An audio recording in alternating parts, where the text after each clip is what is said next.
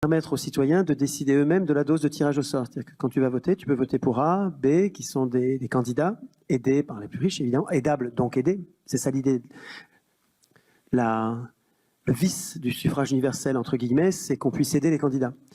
Si on peut aider les candidats, ceux qui ont les moyens d'aider vont aider, et c'est ça qui donne le pouvoir aux riches. Oui, parce qu'autrement, comment tes idées pourraient arriver un jour au pouvoir et pour pouvoir se mettre en pratique? Tu fais avancer le débat. Il faudrait que le problème de Jean-Luc Mélenchon, c'est qu'il est lui-même professionnel de la politique, et il n'est pas seul, il est entouré de gens qui sont bien. Hein. Quand on dit qu'ils sont en conflit d'intérêts, on ne dit pas du tout qu'ils sont malhonnêtes. Hein. C'est des gens qui sont vachement dévoués au bien commun. Leur programme est super. Hein. Le programme Mélenchon, il est quand même vraiment lisez-le, vous verrez, ça change tout. Hein. Mais le problème, c'est qu'ils sont en conflit d'intérêts pour la partie du processus constituant. C'est-à-dire quand il s'agit d'instituer les contrôles dont ils vont souffrir, ils sont en conflit d'intérêts. Et le problème là, c'est que ce sont ceux qui sont en situation de changer le plus les choses. Et donc on devrait aider, mais moi je vous dis, sur le plan constituant, s'ils décident de permettre aux gens de dire eux-mêmes, moi je vote pour le tirage, je vote pas pour A, B ou C, je vote pour le tirage au sort, c'est ça qu'ils disent là. Ce sont les gens qui en votant vont dire, moi je veux le tirage au sort. Et si 20% des gens ont décidé ça, eh ben il y a 20% de l'Assemblée constituante qu'on tirera au sort. Mais moi, je vois bien que dans l'état actuel de l'éducation populaire sur le tirage au sort, il n'y a pas 20% des gens qui vont voter pour le tirage au sort. Donc, il y a quoi, 1%, 2% qui vont voter pour ça. Et donc, ça ne va rien changer. Donc, l'Assemblée constituante va être élue parmi des candidats qu'on peut aider. Et on n'aura juste rien changé. Donc, si vous voulez, j'aime beaucoup écouter Mélenchon. Ça me donne du courage, de la joie. Je trouve que c'est un lutteur formidable. Mais ça me déçoit, quoi. Je veux dire, le fait qu'il n'arrive pas, parce que c'est tellement décisif pour moi, la composition de l'Assemblée constituante. Parce que le problème, c'est pas qu'il n'y ait pas de constituante, parce que à chaque fois qu'il y a une constituante, on reste dans la même prison. Donc c'est pas le fait de désigner une constituante qui va nous sortir du pétrin. C'est la composition de l'Assemblée constituante. Il faut se débarrasser du conflit d'intérêts dans cette Assemblée.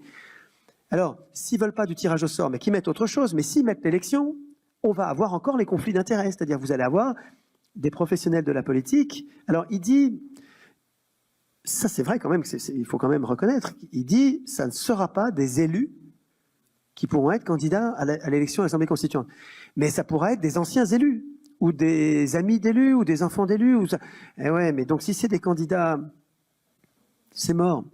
Ça va être des gens qui veulent le pouvoir ou qui se voient en situation du pouvoir. C'est vrai que Mélenchon dit, ceux qui auront participé à l'Assemblée constituante ne pourront pas devenir des gouvernants ou des législateurs ou des juges, enfin, ne pourront pas entrer dans les... Donc ça, c'est tout à fait ce que je défends depuis 10 ans. C'est déjà un très grand progrès. C'est déjà un progrès. On va faire quand même d'autres Mais changements. je ne me fais pas d'illusions. Je crois vraiment que l'essentiel, ce serait que l'Assemblée soit populaire. Et populaire, ça veut dire qu'il ne faut pas qu'il y ait d'élection. Si c'est d'élection, ce ne sera pas une Assemblée populaire. Vous n'aurez pas d'ouvriers, vous n'aurez pas de noirs, vous n'aurez pas de pauvres. Donc vous n'aurez que des riches là-dedans. Vous n'aurez que des riches. Si c'est une élection, vous n'aurez que des riches.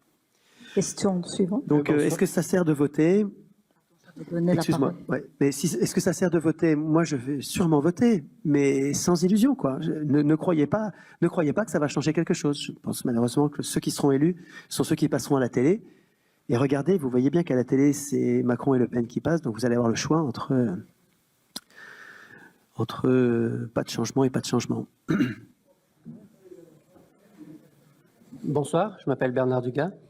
Déjà, je voulais vous remercier parce que ce soir, j'ai l'impression d'avoir entendu un vrai débat avec un langage qui venait du cœur, un langage vrai, pas du langage de bois. Et donc ça, je voulais vraiment vous remercier. Le deuxième point, c'était sur un point technique presque, mais qui a une grande importance. Je vous ai entendu tous les deux parler de la création de monnaie par les banques, par le crédit. Mais ça, c'est juste la moitié de la création de la monnaie des banques. Si vous regardez le bilan des banques suisses, elles ont fait pour à peu près 1000 milliards, 1100 milliards de crédits, alors que globalement, elles ont un actif de 1600. Ça veut dire qu'elles ont utilisé leur création monétaire pour acheter 500 ou 600 milliards, c'est-à-dire autant que le bilan de la banque c'est très centrale. important. Écoutez bien, parce que c'est complètement nouveau pour moi. Il m'a expliqué ça tout à l'heure. C'est super important. La création monétaire ne se voit pas entièrement dans les bilans. Dans les bilans, on voit que la fin. Alors que là, il est en train de parler de création monétaire. En cours d'année, pendant une journée, tu crées de la monnaie pour t'acheter un truc, et puis tu la détruis juste après, et ça apparaît pas du tout dans les bilans. C'est super important. Donc, comment fait une banque? Par exemple, si elle veut spéculer en achetant 100 millions d'actions d'Apple, pour faire comme la BNS, et ben en fait, elle va inscrire sur le compte de l'acheteur, enfin du vendeur, elle va inscrire, je ne sais pas combien ça vaut, mais disons 100 millions, donc comme dette, c'est sa dette, donc c'est pas du vrai argent, c'est sa dette, mais qui est vue comme de l'argent par le processeur du compte. Elle va acheter ses actions, elle va les revendre après plus cher. Quand elle vend, elle va recevoir de l'argent sur son compte, donc sur sa dette. Si ça s'est apprécié seulement. Sinon, Oui, mais en général, elle le fait pour quand ça s'apprécie. Enfin, non, elle ne sait jamais. Non, ça peut se faire en 10 secondes. Hein. Là, je suis en train de parler en 10 secondes. Elle a pu créer 100 millions, revendre un peu plus cher, récupérer 110 millions, et ensuite, dans son bilan, on va avoir comme bénéfice 10 millions. En fait, elle aura quand même créé 100 millions qui auront été détruits aussitôt, et on ne le saura jamais à la fin de l'année, parce que c'est pas visible dans les comptes, parce que ça passe pas dans le compte d'exploitation. Et donc, elle paiera jamais d'impôt sur la monnaie qu'elle crée en fait de cette manière-là. Et la BNS d'ailleurs, c'est aussi un problème quand la BNS crée de la monnaie, en fait, ça passe pas dans son bénéfice, et donc c'est pas redistribué au canton. Donc, on a un vrai problème. Alors, je vous laisse réfléchir là-dessus, c'est juste une indication, je ne veux pas prendre trop de temps. Il y a un deuxième point qui me paraît encore plus important, c'est cette histoire de lien entre monnaie, qui est en fait le droit de travailler, et vote, c'est-à-dire la décision populaire, la décision démocratique. Quand le peuple suisse a voté sur le tunnel du Gothard, admettons, je ne me souviens plus exactement du prix, mais disons que c'était 8 milliards, ça veut dire que comme il y a 8 millions d'habitants en Suisse, ça veut dire que c'est comme si chaque vote suisse avait attribué 1000 francs au projet. Et on peut très bien imaginer que la création monétaire de l'année, disons la BNS décide, cette année je crée 80 milliards, je donne à distribuer, alors je ne sais plus, 80 milliards divisé par 8 millions, ça fait 10 000 francs à chaque Suisse qui n'a pas le droit de dépenser pour lui, mais en fait il va avoir le droit de voter cette année-là pour 10 000 francs de projet. S'il met 1000 francs sur le Gothard, il peut encore mettre 9 000 francs sur les autres projets. C'est une sorte de crowdfunding populaire sur la création monétaire du pays. Et là, vous résolvez à la fois le problème démocratique et le problème de création monétaire, parce que c'est ceux qui sont, comme vous disiez, que la Banque nationale ne peut pas connaître les besoins. Mais en fait, les banques privées non plus. En plus, elles payent les salaires avec, donc on vous demande bien pourquoi elles ont le droit de faire ça. Elles répondent à des demandes individuelles. Eh bien, celui qui est le mieux placé pour décider de l'utilisation de la création monétaire de l'année, c'est le citoyen. Il ne peut pas l'utiliser pour lui-même, mais il peut décider pour quel projet il va l'attribuer. Peut-être pour des grands projets fédéraux, mais aussi peut-être pour des start-up dans sa commune. Parce que contrairement à ce que disait monsieur, quand on fait des start-up, on n'arrive pas à trouver de financement quand les projets sont intéressants pour tout le monde.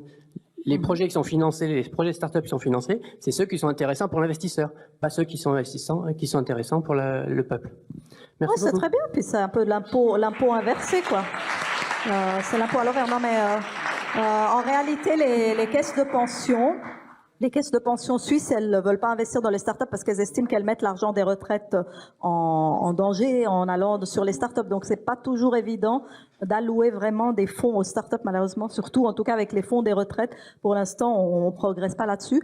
Concernant les banques qui créent et qui achètent dans la même minute qu'ils revendent, j'ai envie de dire que tout le système financier fonctionne comme ça. Tous les traders, les trading à haute fréquence, je veux dire ça c'est un truc c'est le trading en fait. Les banques d'affaires et tout le monde de la finance fonctionne comme ça. On crée un actif, on l'investit et après il y a que la différence de l'investissement qui s'affiche.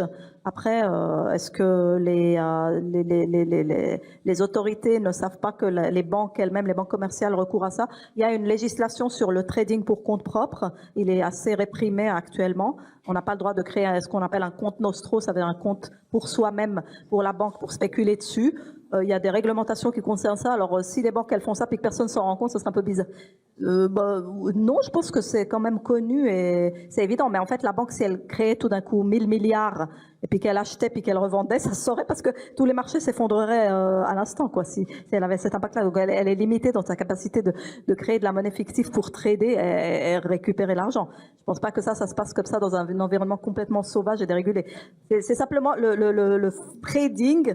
C'est création instantanée d'un avoir, investissement de cet avoir et après apparition de la différence entre le prix d'achat et le prix de vente. Je veux dire, ça c'est bon, on va pas découvrir le trading, quoi. Est-ce que la seule solution, c'est pas de nationaliser les banques et de faire de tous ces gens des fonctionnaires sous contrôle. Oui, mais Éric Lordon, c'est pas Frédéric Lordon, Frédéric là, Lordon, il y a en Socialisation du 2007, crédit. dans le monde diplomatique, une pleine page dans le monde diplomatique, disait on supprime la bourse. Alors, tout ce qu'on dit là, ce serait de supprimer la bourse, en gros. Donc, on a été plusieurs à essayer d'explorer l'idée que la bourse cesserait d'exister, quoi. On pourrait plus avoir un marché des capitaux où la dette des gouvernements serait maltraitée, rabaissée, démolie, dévalorisée, où on pourrait avoir du trading et de la spéculation, et puis on ferait disparaître la bourse. Et puis, si on prend ce problème par tous les sens, c'est très difficile d'arriver à concevoir un monde où toute cette capitalisation boursière, alors je ne sais pas combien on a maintenant de capitalisation boursière, mais on est de l'ordre de centaines de milliers de milliards d'entreprises cotées en bourse. Tout d'un coup, tout ce capital qui est investi dans toutes ces entreprises, il disparaît. On tire la prise. 2008, Je ne sais pas comment. C'est pas ce qui se passe en 2008. T'as pas tout qui En 2008, tu as un indice qui fait comme ça, qui monte comme ça et qui redescend, mais tu as toujours une bourse qui existe. Et puis les banques centrales peuvent même la faire remonter artificiellement et en trichant. Mais là, tu fais disparaître la bourse. Alors ça, c'est... Moi, je suis incapable personnellement d'imaginer un monde sans bourse. Non, si de l'imaginer, oui, mais de réaliser les effets, les conséquences. Comment ça va se passer concrètement au moment de la transition? Oui, parce que si tu as une entreprise où tu as coté une partie de ton capital, tu as levé donc des fonds auprès d'investisseurs. Si tu es un gouvernement qui a aussi des investisseurs dans sa dette qui est sur les marchés des capitaux, je ne sais pas comment tu fais pour en sortir. Il faudrait que tout le monde rembourse tout. Ou pas du tout. Moi, tout le monde vend ses actions et ses obligations et les produits dérivés qui sont encore plus phénoménaux, qui sont encore par-dessus les actions et les obligations. Tout ça doit être vendu, remboursé, et puis après on ferme la bourse et on dit c'est fini. À partir de maintenant, on se prête entre voisins, entre amis, entre collègues, on se prête de l'argent comme ça, mais c'est fini, il n'y a plus de bourse. Le mythe, c'est difficile. Le mythe qui est entretenu pour la bourse, c'est que la bourse sert à financer les activités des entreprises. Les entreprises qui ont besoin d'argent vont trouver à la bourse l'argent qui est nécessaire. Oui, pour leur expansion même. On peut même dire que certaines multinationales ont pu croître grâce à la bourse. On peut... Non, tu n'es pas d'accord avec ça. Je pense que les plus grandes entreprises se sont appuyées sur les États dont elles ont bénéficié des commandes publiques pour construire des voies ferrées, des choses comme ça. Ça c'est sûr, et un cadre légal qui les a favorisés. Bien évidemment, bien absolument. Sûr. Ça aussi, bien sûr. Bernard Friot dit qu'un investisseur, c'est quelqu'un qui te pique du pognon en te versant un bas salaire. C'est un ami de Bernard Dugas, là, je crois. Ouais. Non, c'est pas un ami, Bernard Friot? Je sais pas. Mais il dit, un investisseur, c'est un mec qui te pique ton pognon en te versant pas le salaire qu'il te doit, et ensuite il te le prête. Ouais, d'accord. Oui, et en fait, si on arrêtait avec les dividendes, si on disait, on arrête avec les dividendes, et on les verse dans des caisses, comme on verse dans des caisses de sécurité sociale, on les verse dans des caisses d'investissement, les entreprises auront 2 fois plus de fonds à investir qu'avec les dividendes, parce qu'en fait, l'argent mis dans les dividendes n'est pas investi comme il faut. Le taux d'investissement est dramatiquement bas, en tout cas en France, dramatiquement bas. D'accord. En tout cas, aujourd'hui... Le ruissellement là, qui vient, tu sais, quand on dit on va verser des dividendes... Même le FMI, maintenant, ne peut plus dire que quand les riches font de l'argent, ça ruisselle vers le bas de la société. Même le FMI ne l'affirme pas. Nous n'avons pas besoin de l'argent des riches pour financer nos activités. Avec l'argent des salaires, avec l'argent que nous créons, la richesse que nous créons, nous pouvons prélever sur les salaires, comme nous prélevons pour financer la sécurité sociale, financer les retraites, financer les indemnités de chômage. Nous pourrions très bien financer l'investissement.